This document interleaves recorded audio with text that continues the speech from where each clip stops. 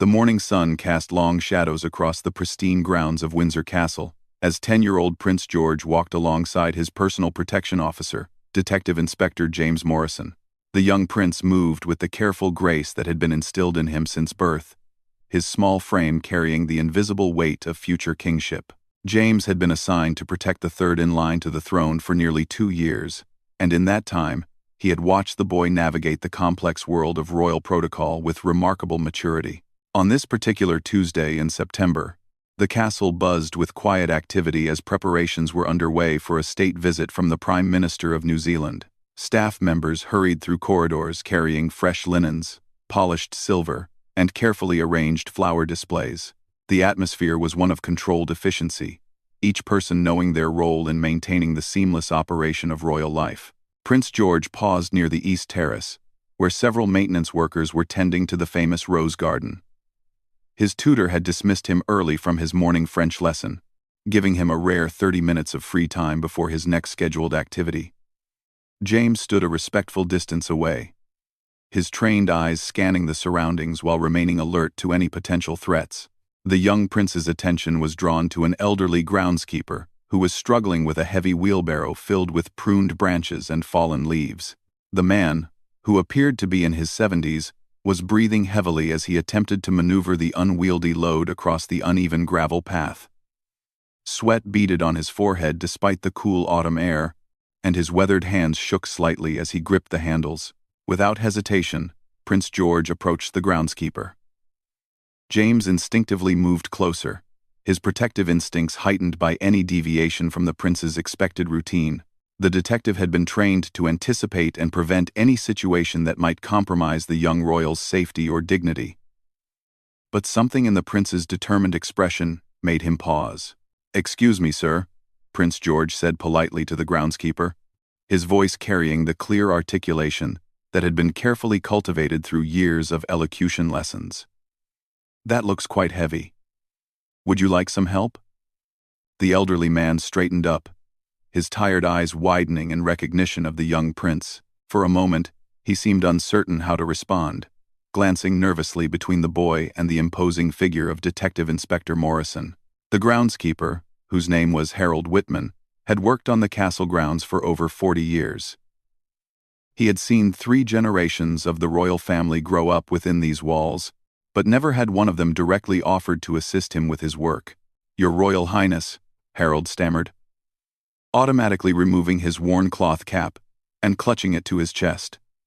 I couldn't possibly ask you to help with such work. It wouldn't be proper." Prince George tilted his head slightly, a gesture that reminded James of the boy's father when he was deep in thought. "But you didn't ask me," the prince replied with simple logic. "I offered. There's a difference, isn't there?" James watched the interaction with growing admiration for his young charge. In his 25 years of service with Scotland Yard, he had protected politicians, diplomats, and members of various royal families around the world. He had seen how power and privilege could isolate individuals from the basic human experiences that connected people to one another. Yet here was this 10-year-old boy, third in line to the throne of the United Kingdom and 15 Commonwealth realms, offering to help an elderly worker with genuine concern and respect. Harold looked around nervously, noting the presence of other staff members who had stopped their work to observe the unusual scene. The castle's head groundskeeper, a stern man named Robert Fellows, was approaching from across the garden with a disapproving expression. Protocol dictated that interactions between the royal family and staff members should be minimal and formal, conducted only when absolutely necessary, and always through proper channels. "Your Highness," Harold said quietly, his voice trembling slightly. "Mr. Fellows wouldn't approve. There are rules about these things, proper procedures." Prince George followed Harold's gaze to the approaching head groundskeeper, then looked back at the elderly man with determination in his young eyes. "Sometimes," he said, reaching for one handle of the wheelbarrow, "doing the right thing is more important than following every rule." James felt his heart skip a beat as the young prince grasped the wheelbarrow handle. His training screamed at him to intervene, to maintain the protective barrier that protocol demanded between the prince and any potential risk. Yet something deeper, something that spoke to his own sense of humanity, held him back. He had spent countless hours observing Prince George during formal functions, watching as the boy navigated receiving lines and ceremonial duties with practiced politeness. This was the first time he had seen the prince act entirely from his own moral compass, without the guidance of tutors or the expectations of royal handlers. The detective made a split-second decision that would later be debated in security briefings and royal household meetings.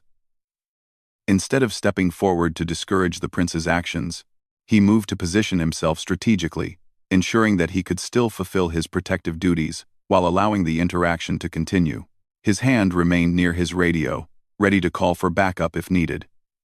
But his instincts told him that the only danger present was to rigid protocol rather than to the prince's physical safety. Harold's weathered face showed a mixture of gratitude and anxiety as Prince George helped lift the wheelbarrow. Together, they began to move the heavy load across the gravel path toward the compost area near the castle's kitchen garden. The young prince's face reddened with effort, but he maintained his grip on the handle, matching Harold's slower pace with patient consideration. Other staff members had gathered at a respectful distance, watching the unprecedented scene unfold. Kitchen staff peered from windows, gardeners paused in their pruning, and even some of the castle's administrative personnel had found reasons to step outside. Word spread quickly through the servants' quarters that Prince George was helping old Harold with his wheelbarrow, and the reaction was one of amazement rather than scandal. As they reached the compost area, Prince George helped Harold tip the wheelbarrow to empty its contents. Leaves and branches tumbled out in a shower of autumn colors, creating a satisfying pile that would eventually nourish next year's gardens. The prince dusted off his hands on his perfectly pressed trousers, leaving small smudges that would later cause his valet considerable distress. "Thank you, Your Highness," Harold said, his voice thick with emotion. "In all my years here, no one from the family has ever. I mean to say, you didn't need to.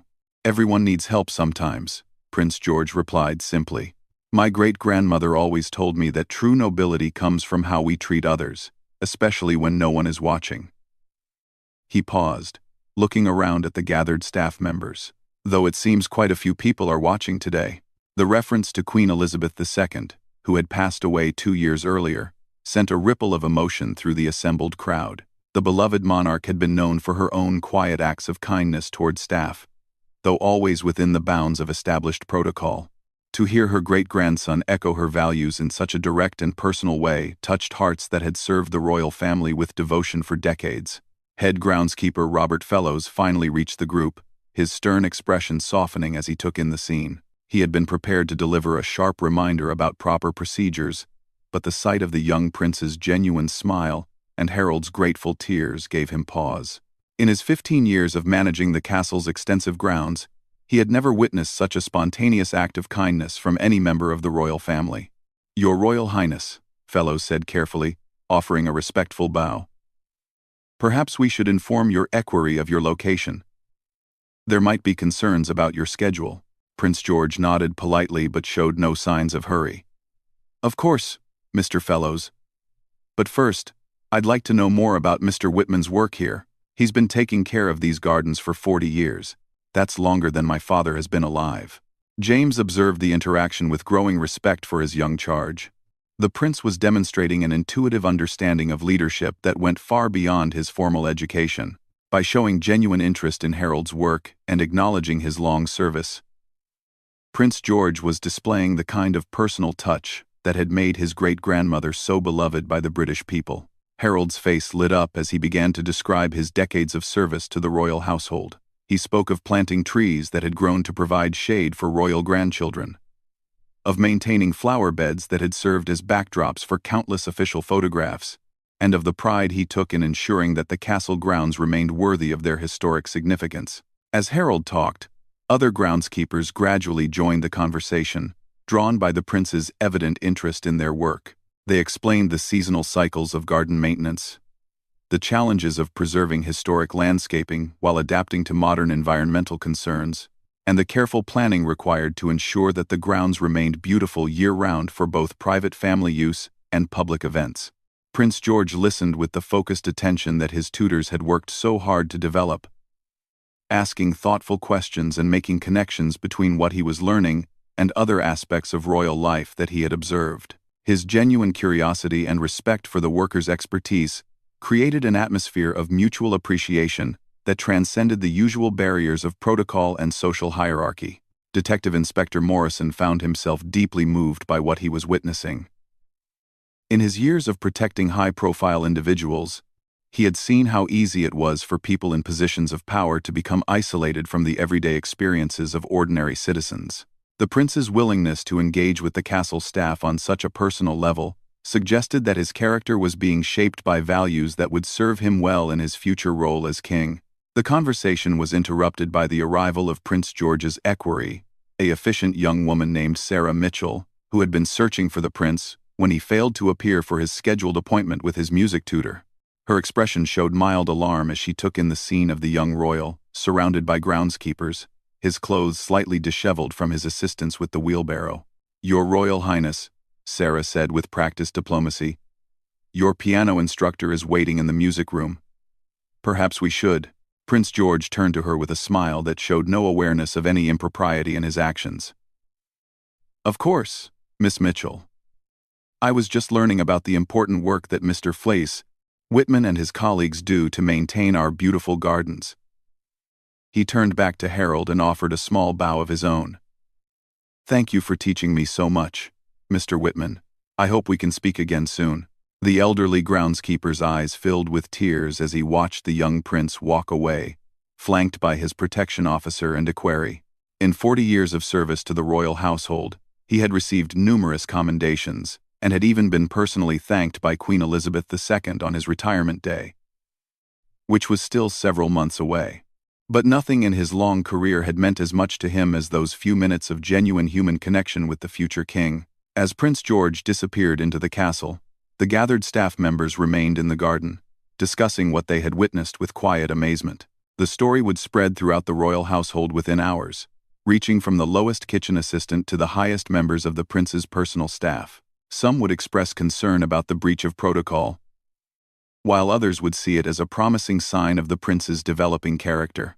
James Morrison walked slightly behind Prince George as they made their way to the music room, his mind processing the implications of what had just occurred.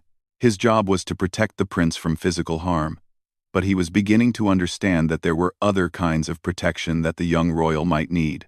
The boy's natural instincts toward kindness and service could be seen as either a strength to be encouraged or a vulnerability to be managed, depending on one's perspective. The detective had observed enough royal functions to know that every public action by a member of the royal family was scrutinized, analyzed, and interpreted through multiple lenses. What seemed like a simple act of kindness in a castle garden could become the subject of newspaper editorials, political commentary, and public debate. Yet as he watched Prince George's confident stride toward his piano lesson, James felt certain that the boy had acted from genuine moral conviction rather than any calculated attempt to create a public impression. 3 hours later, news of Prince George's interaction with Harold Whitman had reached the highest levels of the royal household. Private Secretary to the Prince of Wales, Sir Anthony Pemberton, sat in his oak-paneled office reviewing the day's schedule when he received an urgent call from the castle's deputy master of the household. The conversation was brief but concerning enough to warrant immediate attention. Detective Inspector James Morrison had been summoned to Sir Anthony's office to provide a detailed account of the morning's events. As one of the most senior administrators in the royal household, Sir Anthony was responsible for ensuring that all activities involving the younger royals were conducted in accordance with established protocols, while also protecting their personal development and public image. "Detective Inspector Morrison," Sir Anthony began, his tone measured but serious. "I understand there was an incident this morning involving Prince George and some of the groundskeeping staff. I'd like to hear your account of what transpired." James straightened in his chair, his years of police training helping him to present his report clearly and objectively. "Sir Anthony, at approximately 10:15 this morning, Prince George encountered an elderly groundskeeper who was struggling with a heavy wheelbarrow. The prince offered assistance and helped the man transport garden debris to the compost area. The interaction lasted approximately 12 minutes and was observed by several castle staff members."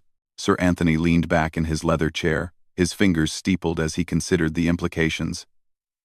And your assessment of any security risks presented by this interaction? In my professional opinion, sir, there were no security threats present. The groundskeeper, Harold Whitman, has been employed by the royal household for 40 years and has undergone extensive background checks. His colleagues who gathered to observe were all verified staff members. I maintained visual contact with Prince George throughout the incident and was positioned to intervene if necessary. The private secretary nodded slowly. What about protocol concerns? Was Prince George acting under any guidance from his tutors or equerry? James hesitated for a moment before responding honestly. No, sir. The prince acted entirely on his own initiative. Miss Mitchell arrived toward the end of the interaction and appeared surprised by what she found. Prince George's actions seemed to stem from his own moral judgment rather than any formal instruction. Sir Anthony stood and walked to the tall windows that overlooked the castle's main courtyard, where tourists were gathering for the changing of the guard ceremony. The weight of his responsibility was evident in his careful consideration of every word. As private secretary, he served as the primary liaison between the royal family and the government, the media, and the public. Every decision he made could have far-reaching consequences for the monarchy's reputation and effectiveness. Detective Inspector, Sir Anthony said without turning around, in your time protecting Prince George, have you observed other instances of similar independent action on his part? James thought carefully before responding. Prince George has always shown consideration for others, sir. He's polite to staff members, remembers personal details about people he's met before, and shows genuine interest when adults explain their work to him. However, this morning was the first time I've seen him take such direct physical action to help someone, particularly in a way that could be seen as stepping outside his expected role. The private secretary returned to his desk and opened a thick file containing reports from Prince George's various tutors, security personnel, and household staff. The boy's academic progress was excellent. His behavior was consistently exemplary, and his preparation for his future royal duties was proceeding ahead of schedule.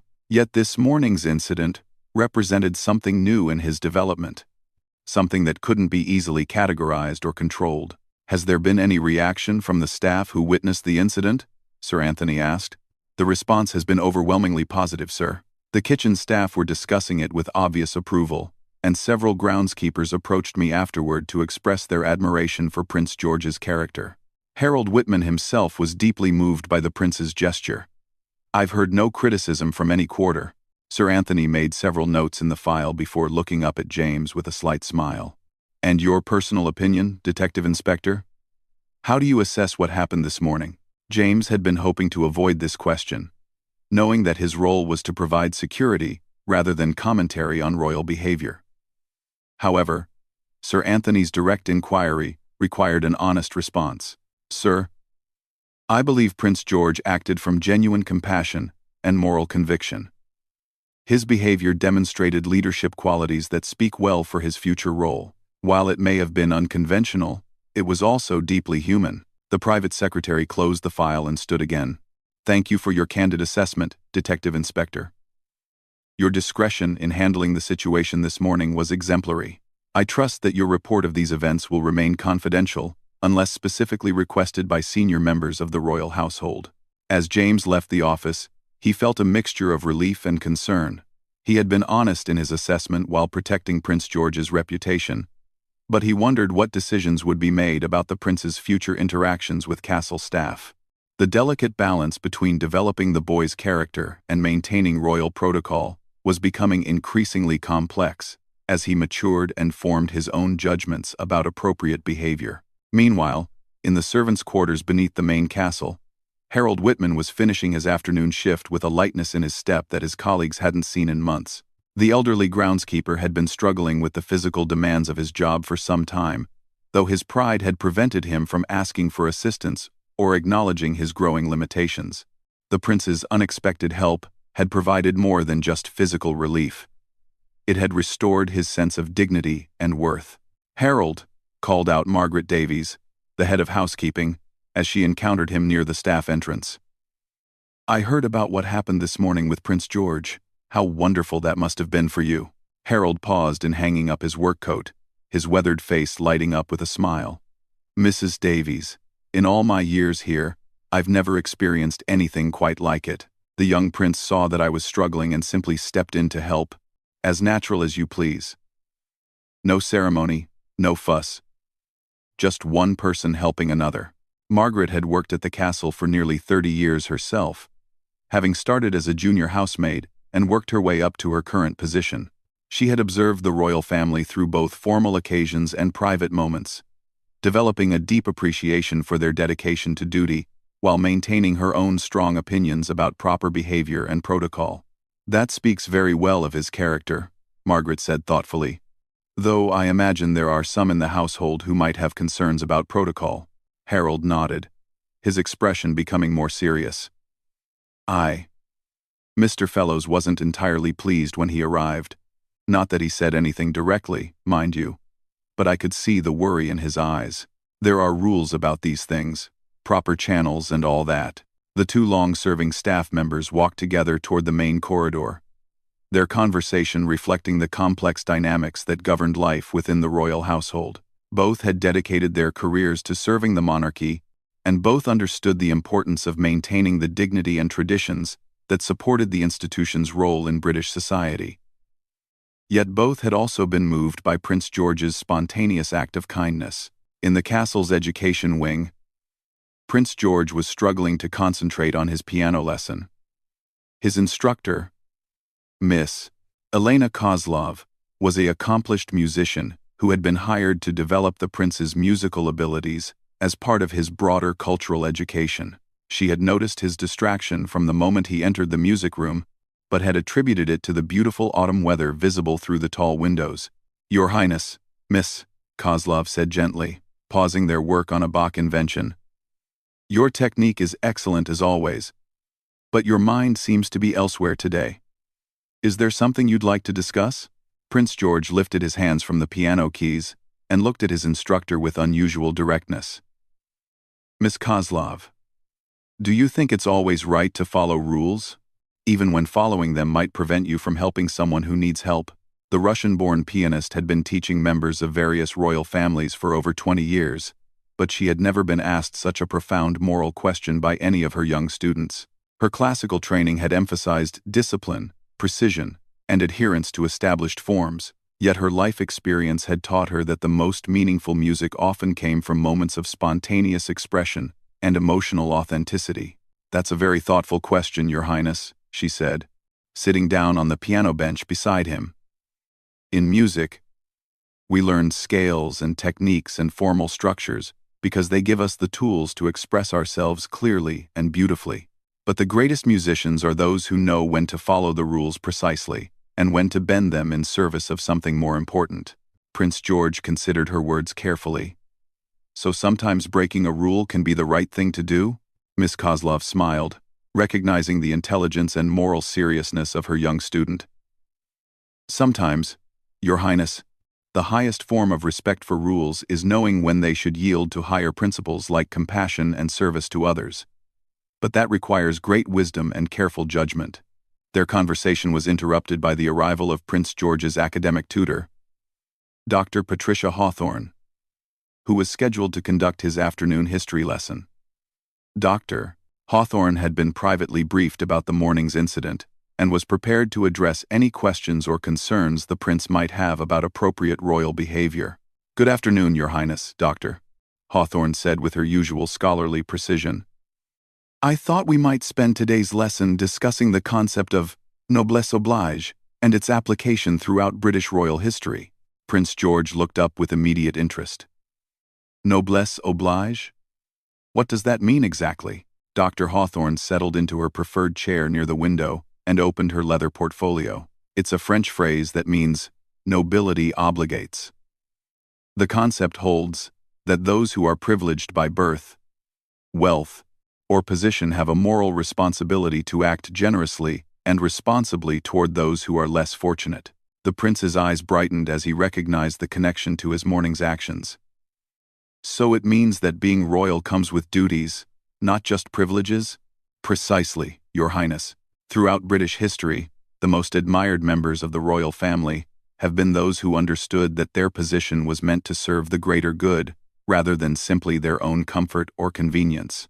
Dr. Hawthorne proceeded to share examples from royal history, describing how various kings and queens had balanced formal protocol with personal acts of service and compassion. She spoke of King George VI's visits to bombed neighborhoods during World War II, of Queen Elizabeth II's countless interactions with ordinary citizens during her 7-decade reign, and of Prince Philip's pioneering work with youth development programs. As the lesson progressed, Prince George began to understand that his morning's actions were part of a long tradition of royal service, even if they had departed from established protocol. The concept of noblesse oblige provided a framework for understanding that his position came with both privileges and responsibilities, and that sometimes fulfilling those responsibilities might require making difficult choices about when to follow rules and when to follow conscience. Dr. Hawthorne, Prince George said as their lesson concluded, "If someone in my position helps a person who needs help, even if it's not part of an official engagement or ceremony, is that still considered royal duty?" The tutor smiled, recognizing the mature thoughtfulness of the question. "Your Highness, I believe that authentic royal duty often happens in the quiet moments when no one is watching and no cameras are recording. The character we show in those private moments may be the truest measure of our fitness for public responsibility." As evening approached, the story of Prince George's morning gesture continued to spread through the royal household. Kitchen staff shared it with their families in nearby villages. Gardeners discussed it during their tea break, and administrative personnel mentioned it in their reports to superiors. Each telling of the story was colored by the teller's own perspective and experience, but all emphasized the prince's kindness and genuine concern for Harold Whitman's welfare. In the security office, Detective Inspector Morrison was completing his daily report when he received an unexpected visitor. Harold Whitman stood in the doorway, his work clothes replaced by his best suit, his usually confident demeanor replaced by obvious nervousness. "Inspector Morrison," Harold said quietly, "I hope you don't mind the intrusion. I wanted to speak with you about this morning." James gestured for Harold to sit down, noting the worry lines that creased the elderly man's face. "Of course, Mr. Whitman. How can I help you?" Harold twisted his cap in his hands, struggling to find the right words. "I've been thinking all day about what happened, about Prince George helping me with that wheelbarrow. It was the kindest thing anyone has done for me in years, but I'm worried that I might have caused problems for him. I know there are rules about these things, proper procedures." The detective leaned forward, his voice gentle but firm. "Mr. Whitman, you did nothing wrong. Prince George chose to help you because he saw that you needed assistance, and because it was the right thing to do. That choice reflects his character, not any failing on your part." Harold's eyes filled with tears of gratitude and relief. "In 40 years of working here, I've never felt so valued, so seen as a person rather than just part of the machinery. That young man has a heart of gold, Inspector Morrison. The country will be blessed to have him as king someday." As Harold left the security office, James reflected on the profound impact that Prince George's simple gesture had created throughout the royal household. A single act of kindness, lasting barely 12 minutes, had touched the lives of dozens of people and had sparked conversations about duty, protocol, and authentic leadership at every level of the organization. The detective understood that his role in protecting Prince George extended beyond physical security to include safeguarding the boy's moral development and supporting his growth into the kind of leader the country would need in the decades to come. The morning's events had shown him that the greatest threat to the prince's future effectiveness might not come from external dangers, but from well-meaning attempts to shield him from the very human connections that would make him a truly great king. 2 weeks after the wheelbarrow incident, Detective Inspector James Morrison received an invitation that would change the trajectory of his career and his understanding of royal service. The invitation, delivered on the distinctive cream-colored stationery of the royal household, requested his presence at a private meeting with the Prince of Wales to discuss matters concerning the security and development of Prince George. James had never met Prince William personally, though he had observed him from a distance during various family gatherings and official functions. The prospect of a direct conversation with the future king about his son's protection filled the detective with both anticipation and anxiety. He understood that his handling of the wheelbarrow incident would likely be a central topic of discussion. The meeting was scheduled for 10 o'clock on a crisp October morning in Prince William's private study at Kensington Palace. James arrived precisely on time, having spent considerable effort ensuring that his uniform was immaculate, and his report on Prince George's activities was comprehensive and accurate. He was escorted through elegant corridors lined with portraits of previous generations of royals to a comfortable room overlooking the palace gardens. Prince William rose from behind an antique desk as James entered, his welcoming smile immediately putting the detective at ease. The Prince of Wales was dressed casually in a navy pullover and khaki trousers, his informal attire suggesting that this would be a personal conversation rather than an official briefing. "Detective Inspector Morrison," Prince William said, extending his hand for a firm handshake. "Thank you for coming. Please, have a seat. I've been looking forward to this conversation." James settled into a comfortable armchair across from the desk, his posture respectful but relaxed. The room's atmosphere was scholarly rather than ceremonial, with books lining the walls and family photographs scattered across side tables. A particularly touching image of Prince George and his siblings playing in these same gardens caught the detective's attention. "I understand you've been protecting George for nearly 2 years now," Prince William began, settling back into his own chair. "I've received excellent reports about your professionalism and dedication. More importantly, George speaks of you with genuine respect and affection." The prince's words were unexpected and deeply meaningful to James, who had worked hard to maintain the proper balance between protection and mentorship in his relationship with the young royal. "Thank you, sir. Prince George is an exceptional young man. It's been an honor to serve in his protection detail." Prince William's expression grew more serious as he leaned forward slightly. "I wanted to speak with you about the incident 2 weeks ago involving George and Harold Whitman, the groundskeeper. I've read Sir Anthony's report and spoken with several staff members who witnessed what happened. I'd like to hear your perspective on George's actions and your decision to allow the interaction to continue." James had prepared extensively for this question, knowing that his response could determine both his future with the Royal Protection Unit and Prince George's continued development. "Sir." Prince George saw an elderly man struggling with a heavy load and offered assistance without any prompting or consideration for protocol. His motivation was purely compassionate. "I assessed the situation and determined that there were no security risks present, so I allowed the interaction to proceed while maintaining protective oversight."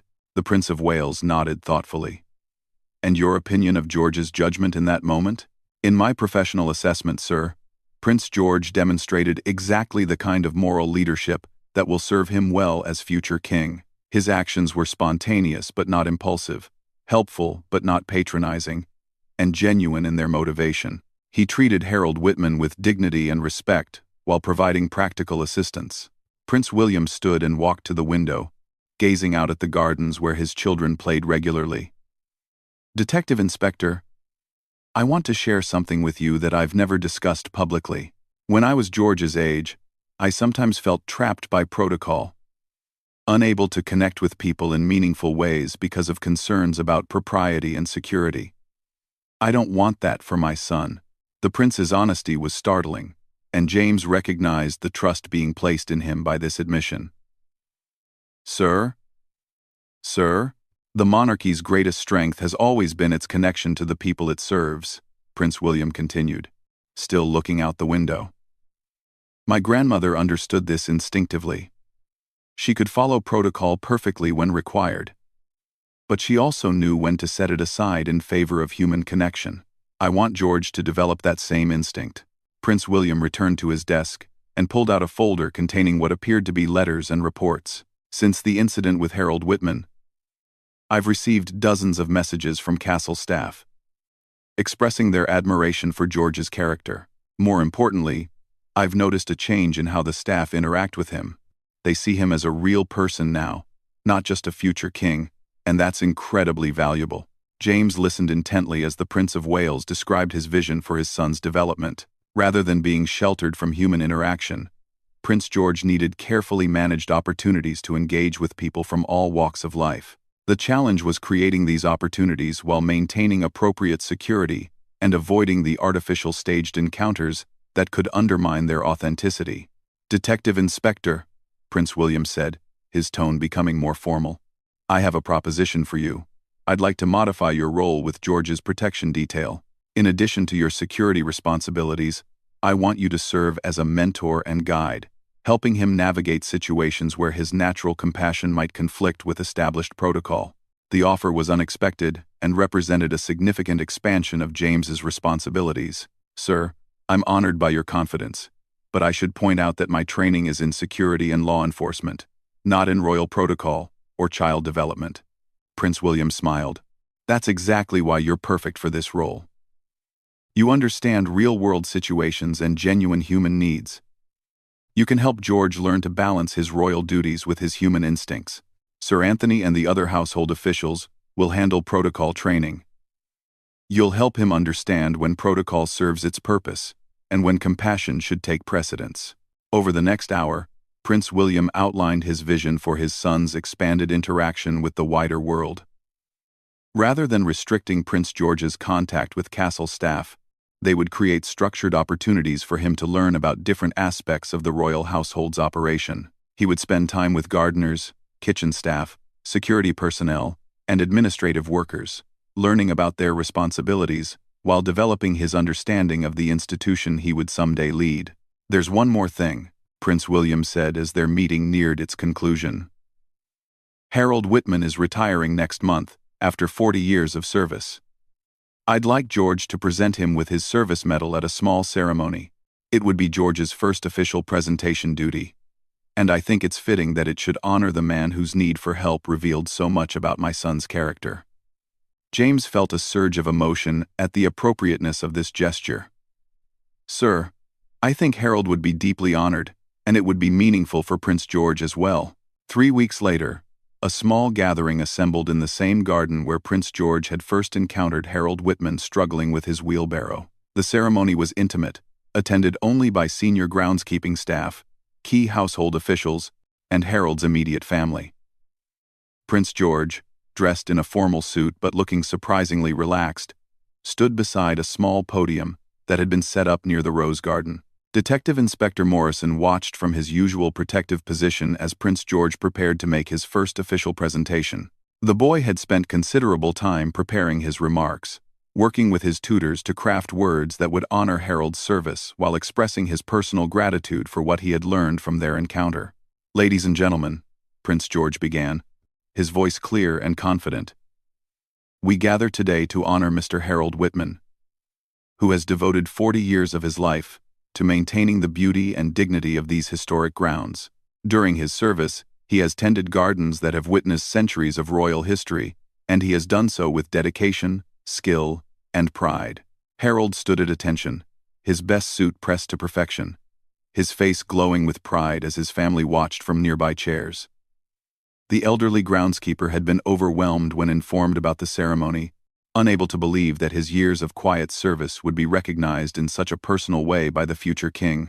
A few weeks ago, Prince George continued, I had the privilege of working alongside Mr. Whitman for a few minutes, helping him with a task that was part of his daily service to our family and our home. In those moments, I learned something important about both service and leadership. I learned that true nobility comes not from our position or our titles, but from our willingness to help others and to recognize the dignity and value of every person's contribution. The prince paused, looking directly at Harold with genuine warmth. Mr. Whitman, your 40 years of service have made our home more beautiful, but more than that, your example has helped shape my understanding of what it means to serve with integrity and humility. On behalf of my family and the royal household, I thank you for your dedication, and I present you with this medal in recognition of your faithful service. As Prince George stepped forward to place the medal around Harold's neck, the elderly groundskeeper's eyes filled with tears. The ceremony was being photographed for the royal household's records, but the moment felt intimate and personal rather than formal and staged. Thank you, Your Royal Highness, Harold said, his voice trembling with emotion. Working here has been the honor of my lifetime, and knowing that I've played a small part in preparing these gardens for your future reign gives my service deeper meaning than I ever imagined. The brief ceremony concluded with a reception in the castle's staff dining room, where Harold was surrounded by colleagues eager to congratulate him on his recognition. Prince George moved through the gathering with natural ease, speaking with gardeners about their work, asking thoughtful questions about seasonal planning, and showing genuine interest in the challenges and satisfactions of maintaining such extensive grounds. Detective Inspector Morrison observed these interactions with growing confidence that Prince William's vision for his son's development was proving successful. Rather than creating artificial encounters, the prince was learning to engage authentically with people whose lives intersected with his own. These relationships, built on mutual respect and genuine interest, would serve as a foundation for the kind of leadership the country would need in the coming decades. As the reception wound down, Harold approached Detective Inspector Morrison with a small wrapped package. "Inspector," he said quietly, "I wanted to give you this as a token of my gratitude. Without your wisdom in allowing that first encounter to unfold naturally, none of this would have been possible." James unwrapped the package to find a small framed photograph of the castle gardens taken from Harold's favorite vantage point near the compost area where Prince George had helped him that autumn morning. The image captured the timeless beauty of the grounds, while serving as a reminder of a moment when protocol had yielded to compassion with profound results. 6 months after Harold Whitman's retirement ceremony, Detective Inspector Morrison received official notification of his promotion to Chief Protection Officer for Prince George, a role that formally recognized his expanded responsibilities as both guardian and mentor. The position came with increased authority to make decisions about the prince's security, while also giving him input into the young royal's educational and social development. Prince George, now 11 years old, had continued to develop the balance between formal royal duties and authentic human connection that his father had hoped to instill. His interactions with castle staff had become a model for how future royals might engage with the people they serve, maintaining dignity and respect while breaking down artificial barriers that could prevent meaningful relationships. The wheelbarrow incident, as it came to be known within royal household circles, had become a touchstone for discussions about modernizing royal protocol without abandoning its essential purposes. Rather than restricting Prince George's spontaneous acts of kindness, the household had learned to create frameworks that supported such interactions while maintaining appropriate security and dignity.